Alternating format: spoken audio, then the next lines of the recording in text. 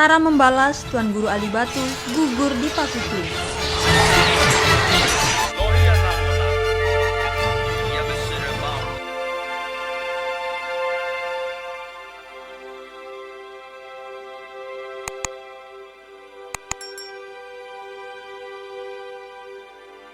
Setelah penarikan pasukan Made dan Ketut pada 22 September 1891 itu, kekuasaan Mataram di Lombok bagian timur, selatan, dan tengah telah runtuh sepenuhnya. Setelah hampir 51 tahun berkuasa, Mataram terpaksa harus merelakan wilayah kekuasaannya diduduki oleh para pemuka Sasak.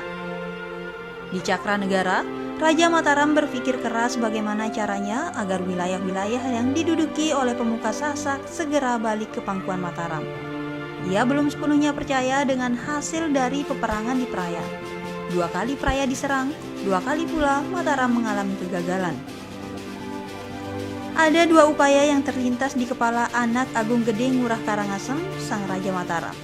Pertama, ia meminta pada Gusti Gede Jelantik, salah satu keponakannya di Karangasem, untuk segera mengirim 4.000 pasukan bantuan.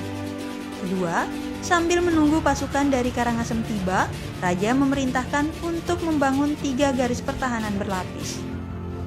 3 garis pertahanan berlapis itu terdiri dari: pertama, daerah di sepanjang Sungai Babak seperti Narmada, Tanak Beak, dan Kediri dibangun benteng-benteng yang kokoh. Benteng ini terbuat dari kayu dan bambu yang dilengkapi dengan berbagai senjata. Kedua, jalan-jalan penghubung menuju Mataram, Cakranegara, Gunung Sari, dan Taman Narmada dipagari dengan kayu yang kokoh serta dijaga oleh pasukan. Ketiga, kota Mataram dan Cakranegara dikelilingi dan tembok dan pagar berlapis 2, yang di setiap jarak 2 meter diisi dengan semak berduri dan dilindungi oleh meriam. Selesai dengan pekerjaan membangun benteng, Raja beserta para punggawa dan ribuan pasukan mengambil posisi di sepanjang sisi barat Sungai Babak. Mataram telah menyiapkan diri jika sewaktu-waktu Laskar Sasak datang menyerang. Serangan yang dinanti pun datang juga. Pada 25 September, gabungan pasukan Sasak yang berasal dari Rarang, Masbagi, dan Pringgabaya menyerang benteng Mataram yang ada di Tanak Beak. Serangan ini dengan mudah dihalau oleh Mataram. Pasukan Sasak harus puas dengan hanya membangun benteng pertahanan pada sisi timur Sungai Babak. Pada 27 September, pasukan Sasak dari Kopang dan Batu Kliang mencoba menerobos benteng Mataram di Narmada. Serangan ini pun bernasib sama dengan serangan yang pertama, gagal. Selanjutnya pada 2 Oktober, pasukan Sasak dari Praia, Sakra, dan Jerowaru menyerang pertahanan Mataram yang ada di Kediri. Sekali lagi, serangan itu menuai kegagalan. Gagalnya 3 serangan pasukan Sasak itu disebabkan beberapa faktor. Salah satunya adalah serangan itu tidak terkoordinasi dengan baik. Masing-masing pemimpin pasukan melancarkan serangan yang terpisah dan bersifat sporadis.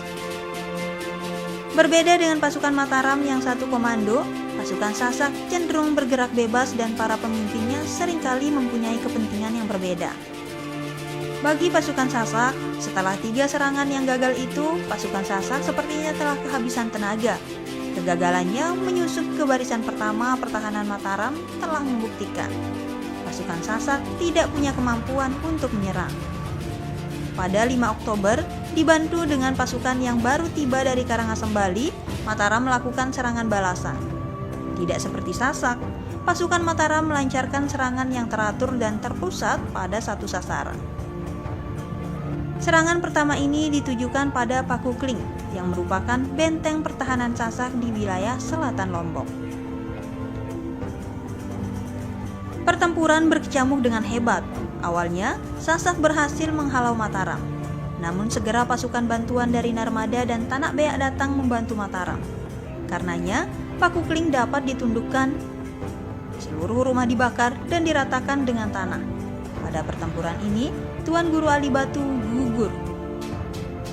Selesai dengan Pakukling, Mataram bergerak ke Praia. Di Praia, Mataram kembali mendapatkan perlawanan yang dahsyat. Hampir setiap rumah dan setiap orang melakukan perlawanan. Rakyat Praia berperang dengan gigih. Akibatnya, untuk ketiga kalinya, Praia tidak dapat dikuasai. Namun, akibat dari pertempuran peraya ini sungguh sangat menyedihkan. Hampir semua kampung dan rumah ludes terbakar. Tidak itu saja, lahan pertanian dan sarana irigasi juga ikut dihancurkan. Mataram memang cerdik dalam berperang. Di hampir semua desa yang diserang, lahan pertanian dan irigasi selalu menjadi target utama perusakan. Tujuannya jelas, dengan hancurnya lahan persawahan, kebutuhan suplai makanan akan terganggu. Pasukan Sasak lambat laun akan menderita kelaparan. Bahkan, salah satu sumber menyebut akibat dari hancurnya lahan pertanian ini beberapa pasukan dan rakyat Sasak harus memakan bonggol pisang sebagai pengganjal perut. Setelah peraya, pada 29 Oktober, pasukan Mataram mulai menyerang Batujai. Di sini, pertempuran terjadi dengan hebat. Rakyat Batujai berperang dengan semangat juang yang tinggi. Namun, perbedaan peralatan tempur telah membuat peperangan itu tidak seimbang. Mataram yang lebih banyak menggunakan bedil memaksa Batujai untuk menawarkan penyerahan. Akibat dari pertempuran ini 200 laskar Sasak dan 40 orang dari pihak Mataram tewas. Pada 9 Desember bersama dengan 3.000 pasukan Karangasem yang baru saja tiba, Raja Mataram memimpin langsung penyerangan Sukarara. Pasukan Sasak yang ada di Sukarara meskipun sempat memberikan perlawanan, namun akhirnya menyerah juga.